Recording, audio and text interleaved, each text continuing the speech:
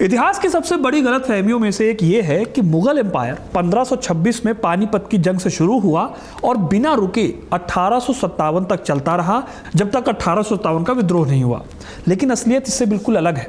1540 में मुगल साम्राज्य पूरी तरह से खत्म हो गया था। दिल्ली की गद्दी छिन चुकी थी और जिस बादशाह के हाथ से ये सब कुछ फिसला उसका नाम था नसीरुद्दीन मोहम्मद हुमायूं। उसके नाम का मतलब तो था खुशकिस्मत, लेकिन तकदीर ने उसे इतिहास का सबसे बदनसीब बादशाह बना दिया। सोचिए, एक बादशाह जो अपने ही मुल्क में एक भगोड़ा बनकर रह गया, जिसे 15 साल तक अपने ही घर से दूर रेगिस्तानों की खाक छाननी पड़ी और जिसकी अपनी जान बचाने के लिए उसे एक पानी ढोने वाले साधारण नौकर का सहारा लेना पड़ा। ब्रिटिश हिस्टोरियन स्टैनली लेन पूल ने हुमायूं के बारे में लिखा कि वो जिंदगी में लड़खड़ाता रहा और आखिर में लड़खड़ाते हुए चला गया। ये किसी सीधी लड़ाई की कहानी नहीं है, ये एक एम्पायर के पूरी तरह टूटने और फिर राख से दोबारा खड़े होने की खौफनाक टाइमलाइन है, जिसे अंग्रेज इतिहासकारों ने बड़ी आसानी से एक नशेड़ी बादशाह की नाकामी कहकर एक तरफ रख दिया। लेकिन अगर सच्चाई देखें तो वो इससे कहीं ज़्यादा उलझी हुई और चौंकाने वाली है। जिस ज़मीन की पैमाइश और मजबूत प्रशासन को हम अकबर की महानता समझते हैं, उसकी नींव असल में हुमायूं के दौर की उन्हीं गलतियों और उसके बाद के उथल पुथल भरे सालों में छिपी है। और अगर बात करें हुमायूं के कार्यकाल की, तो 15 साल लंबा वनवास कोई सिर्फ ट्रेजेडी नहीं थी, ये वो मोड़ था जिसने सेंट्रल एशिया के घुमंतू योद्धाओं को एक बारीक सोच वाले आर्ट लवर और नौकरशाही चलाने वाले एम्पायर में बदल दिया।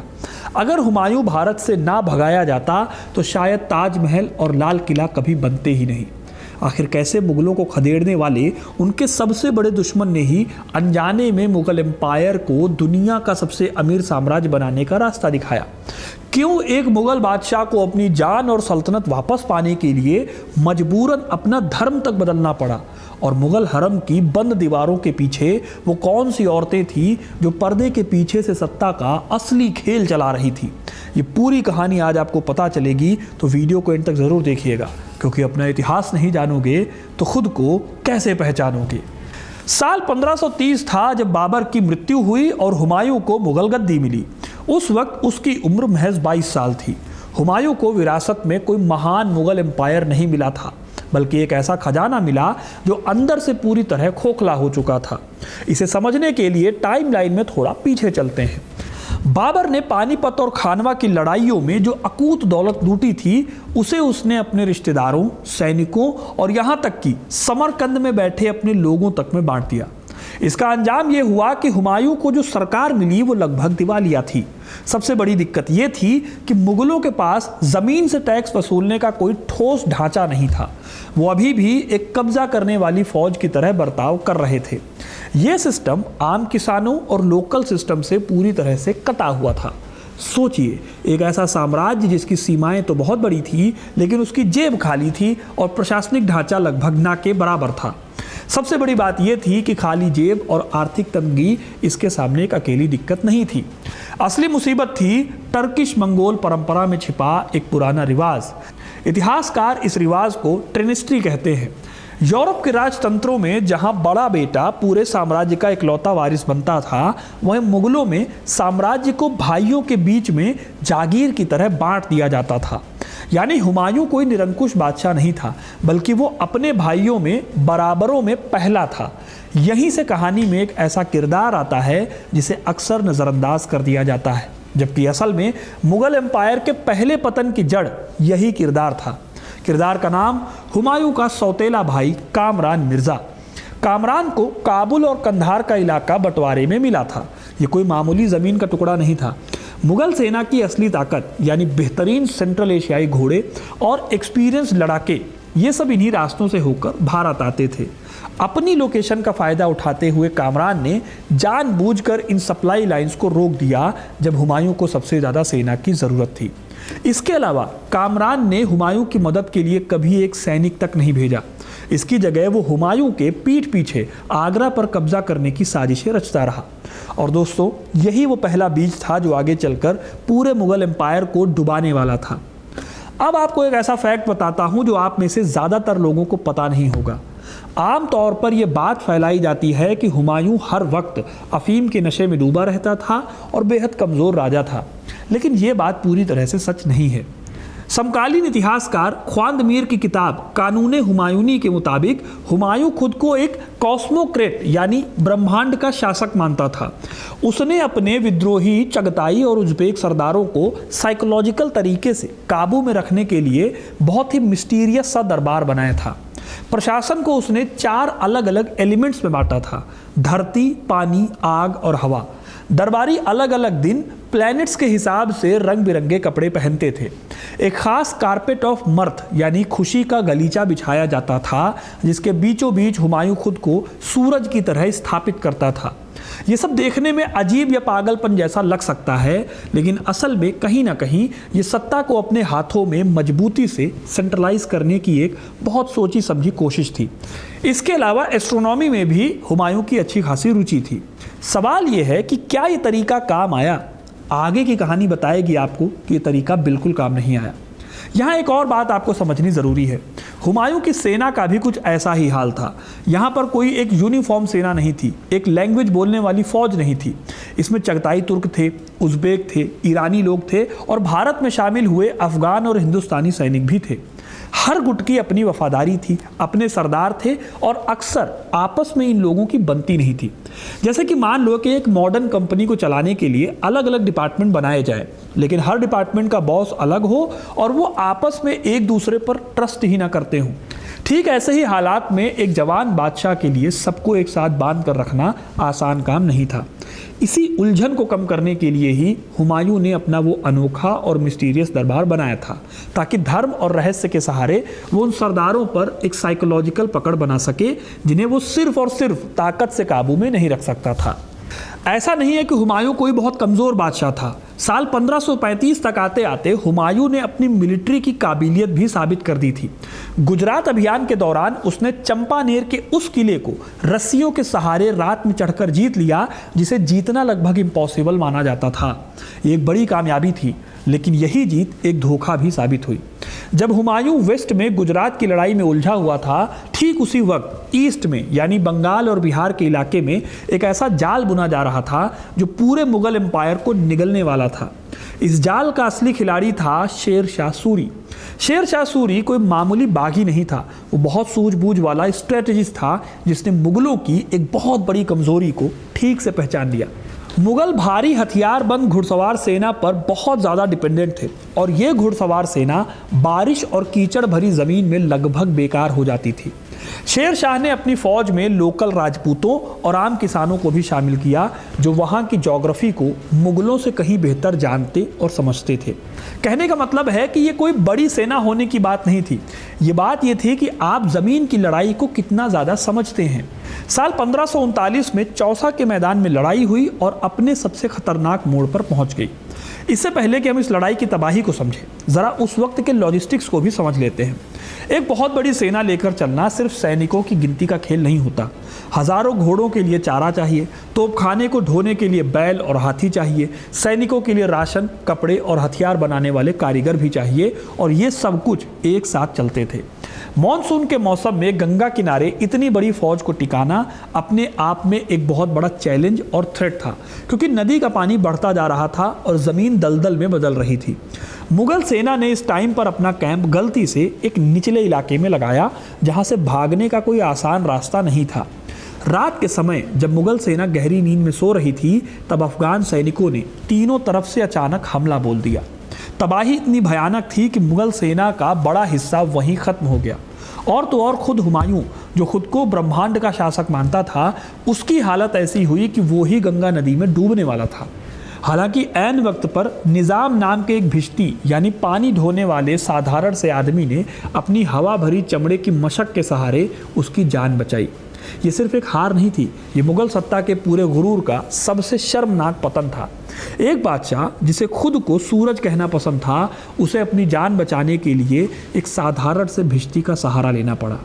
लेकिन दोस्तों, हुमायूं की बदकिस्मती में ये बस शुरुआत थी, असली अंत अभी भी बाकी था। चौसा की हार एक झलक भर थी। असली फैसला 17 मई 1540 को कन्नौज के मैदान पर हुआ। यहीं पर उसके अपने भाई कामरान मिर्ज़ा की गद्दारी अपने पीक पर पहुंची। कामरान अपनी 10,000 की सेना के साथ लाहौर में बैठा रहा और उसने हुमायूं की मदद करने से साफ इनकार कर दिया।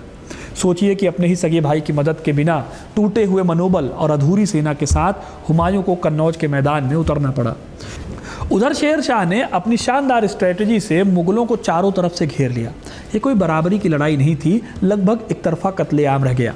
इस तरह जो मुगल साम्राज्य पानीपत में इतनी शानदार जीत के साथ शुरू हुआ, वो सिर्फ और सिर्फ 14 साल के अंदर भारत की ज़मीन से पूरी तरह से मिट चुका था। रातों रात हुमायूं एक बादशाह से एक भगोड़ा बन गया जिसकी तलाश हर तरफ हो रही थी। लेकिन हुमायूं ने भी हार नहीं मानी। बाबर के इस बदनसीब बेटे के लिए अगले 15 साल किसी खौफनाक सर्वाइवल कहानी से कम नहीं थे। ज़रा सोचिए, एक बादशाह जिसके पास कल तक हज़ारों सैनिक, खजाना और महल था, अब उसके पास सिर्फ कुछ 100 थके हुए वफादार, कुछ ऊँट और कुछ घोड़े बचे थे। ना कोई तय ठिकाना था, ना कोई भरोसेमंद दोस्त। हर छोटा राजा या सरदार ये सोचकर उससे दूरी बना लेता था कि शेर शाह की दुश्मनी मोल लेना खतरनाक होगा।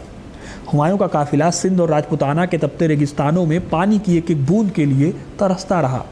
हुमायूं के अपने नौकर ज़ोहर आफ्ताबची ने अपने संस्मरण तज़किरात उल वाक़ियात में लिखा है कि प्यास इतनी भयानक थी कि सैनिकों की आंखें तक लाल पड़ गई और मजबूरी में उन्हें घोड़ों का खून तक पीना पड़ा। अब सुनने में ये बहुत ही बढ़ा चढ़ाकर लिखी गई बात लगती है, लेकिन इससे अंदाज़ा भी लगता है कि हुमायूं के क्या हाल रहे होंगे इस टाइम पर। ठीक इसी खौफनाक और अनस्टेबल दौर में उमरकोट के धूल भरे एक छोटे से किले में 1542 में हुमायूं के बेटे अकबर का जन्म हुआ। सोच कर देखिए, जिस बादशाह का नाम आगे चलकर भारतीय इतिहास में सबसे बड़े नामों में से एक गिना जाएगा, उसका जन्म एक भगोड़े बाप के सबसे बुरे दौर में एक अनजान से किले में हुआ था। खैर, अपनी जान बचाते हुए हुमायूं आखिरकार ईरान यानी सफ़वी साम्राज्य के बादशाह शाह तहमास्प के पास पहुंचा। लेकिन यहाँ जो हुआ वो सिर्फ शरण लेना भर नहीं था, ये एक तरह का आइडियोलॉजिकल समझौता भी था। इतिहास की कुछ किताबों में इस हिस्से को बहुत डिटेल में नहीं बताया जाता। कहा जाता है कि शाह तहमास्प ने सुन्नी मुगल बादशाह के सामने एक शर्त रखी, अगर मदद चाहिए तो शिया मान्यताओं से जुड़ी पर्शियन टोपी पहननी होगी। कुछ मॉडर्न रिसर्चर्स इस पूरे प्रसंग की गहराई और उसकी सटीक शर्तों को लेकर अलग अलग राय रखते हैं, लेकिन इतना साफ है कि ये मदद बिना शर्त के नहीं मिली। बदले में हुमायूं को करीब 12,000 पर्शियन सैनिक मिले। इसी फौज की मदद से उसने सबसे पहले अपने भाई कामरान पर हमला किया। कामरान को हराने के बाद कामरान को अंधा करवा दिया गया ताकि बिना किसी का खून बहाए उसका दावा हमेशा के लिए ख़त्म हो जाए। दोस्तों, ये वो दौर था जब अंधे व्यक्ति को राजा की गद्दी नहीं मिलती थी। ये उस दौर की राजनीति की क्रूर सच्चाई थी जहाँ सत्ता के लिए भाई भाई का दुश्मन बन जाता था। खैर, ईरान में हुआ क्या था उसके लिए मैंने डिटेल में ये वाला वीडियो बनाया है। आप पूरा डिटेल में देख सकते हैं कि हुमायूं की ईरान यात्रा के बारे में और वहाँ पर क्या क्या चीज़ें हुई, कैसे हुमायूं वहाँ से निकला। अब अगर कहानी में आगे बढ़ें तो 1555 में सरहिंद के मैदान में अपने वफादार सेनापति बैरम खान की मदद से हुमायूं ने सिकंदर शाह सूरी को हराकर आखिरकार दिल्ली वापस छीन ली। इस टाइम तक शेर शाह सूरी की मौत को 10 साल हो चुके थे और सूर डायनेस्टी आपसी लड़ाइयों में उलझा हुआ था, जिसका फ़ायदा उठाकर इन लोगों ने दिल्ली को जीत लिया। कुल मिलाकर 15 साल के वनवास के बाद हुमायूं फिर से दिल्ली के तख्त पर बैठा। लेकिन तकदीर का खेल देखिए, राजपाट वापस पाने के महज 6 महीने बाद 24 जनवरी 1556 को अजान की आवाज़ सुनकर अपनी शेर मंडल लाइब्रेरी की सीढ़ियों से नीचे उतरते वक्त हुमायूं का पैर फिसल गया। सिर में गहरी चोट लगने से उसकी मौत हो गई। सोचिए, जो बादशाह 15 साल के रेतीले वनवास, युद्धों और साजिशों से बचकर वापस अपनी गद्दी तक पहुंचा, उसकी मौत किसी लड़ाई में नहीं बल्कि एक साधारण सी सीढ़ी से फिसलने से हुई। यही वजह है कि आज भी बहुत से लोग हुमायूं को इतिहास का सबसे बदनसीब मुगल बादशाह मानते हैं। अब दोस्तों, बात करते हैं उस बहस की जो हुमायूं को लेकर इतिहासकारों के बीच आज भी चलती है। ब्रिटिश कॉलोनियल हिस्टोरियन स्टैनली लेन पूल ने हुमायूं के पूरे जीवन को बस एक लाइन में समेट दिया। उन्होंने लिखा कि वो ज़िंदगी भर लड़खड़ाता रहा और आखिरकार लड़खड़ाते हुए ही चला गया। लेन पूल और उनके जैसे कुछ और अंग्रेज़ी इतिहासकारों ने जानबूझकर हुमायूं को नशे में डूबा, डिसीजन ना ले पाने वाला कमज़ोर शासक बताया। इसकी एक वजह भी थी। अंग्रेज़ों के लिए ये तस्वीर बहुत काम की थी, क्योंकि इससे वो ये साबित करना आसान समझते थे कि भारत पर ब्रिटिश शासन एक सभ्य बनाने वाला कदम था। हालांकि मॉडर्न हिस्टोरियंस जैसे मुनीस फारूकी और अली अनुशहर इस पूरी सोच को सिरे से चुनौती देते हैं। इनका मानना है कि हुमायूं की नाकामियां उसकी निजी कमजोरी नहीं थी, बल्कि टर्किश मंगोल जागीर सिस्टम की एक खांचागत खामी थी, जो लगभग हर पीढ़ी में भाइयों के बीच सिविल वॉर को जन्म देती थी। यानी सवाल सिर्फ ये नहीं है कि हुमायूं कमज़ोर था या मजबूत, सवाल ये भी है कि वो जिस सिस्टम में पैदा हुआ वो सिस्टम ही उसे कामयाब होने देती या फिर नहीं। इस बहस को अगर थोड़ा और गहराई से देखें तो एक और पहलू सामने आता है। कुछ इतिहासकार ये भी मानते हैं कि हुमायूं की अफीम खाने की आदत बिल्कुल गलत नहीं बताई गई, बल्कि उस दौर के कई बादशाहों और सरदारों में ये आदत आम बात थी और इसे सिर्फ हुमायूं की खामी की तरह बढ़ा चढ़ाकर पेश किया गया। दूसरी तरफ इस बात से भी इनकार नहीं किया जा सकता कि हुमायूं के कुछ फैसले थे, जैसे शेर शाह को बढ़ता हुआ देखने के टाइम पर उसको सीरियसली न लेना, ये एक बहुत बड़ी स्ट्रेटेजिक चूक थी। इसीलिए एक बहुत निष्पक्ष तस्वीर अगर खींची जाए तो वो यही बनती है कि ना तो हुमायूं को पूरी तरह निकम्मा बादशाह कहना सही है और ना ही उसकी हर नाकामी को सिर्फ सिस्टम के सिर पर मढ़ देना ठीक है। सच्चाई इन दोनों ही नज़रियों के बीच में कहीं दिखती है और यही इतिहास की असली पेचीदगी है या फिर कॉम्प्लेक्सिटी है। यहाँ पर किसी को पूरी तरह हीरो या पूरी तरह विलेन बना देना आसान तो होता है, लेकिन ये चीज़ ठीक नहीं होती, क्योंकि देयर आर सम नुआंसेस जिनको आप इग्नोर नहीं कर सकते। अब आते हैं, मैंने वीडियो की शुरुआत में बताया था कि कैसे हरम में औरतों का बहुत बड़ा रोल होता था, और इसके साथ ही मैं अभी बताऊंगा आपको कि कैसे अगर हुमायूं नहीं होता तो लाल किला जैसी इमारतें नहीं बनती। सबसे पहले बात करें तो इसका एक पहलू ये है हरम का। गुलबदन बेगम जो हुमायूं की अपनी बहन थी, उन्होंने हुमायूं नामा नाम की एक किताब लिखी। इस किताब से एक बहुत ही इंटरेस्टिंग सच्चाई सामने आती है। मुगल सत्ता की असली राजनीति सिर्फ जंग के मैदान में नहीं, बल्कि उसका एक बहुत बड़ा हिस्सा महल के अंदर हरम में भी तय होता था। महाम बेगम जैसी महिलाएं सिर्फ रानियां भर नहीं थीं, बल्कि वो एक तरह की पैरेलल सिस्टम चला रही थी। ये अक्सर लड़ते हुए भाइयों के बीच सुलह करवाती थी, छोटी मोटी ट्रीटी करवाने तक का काम करती थी।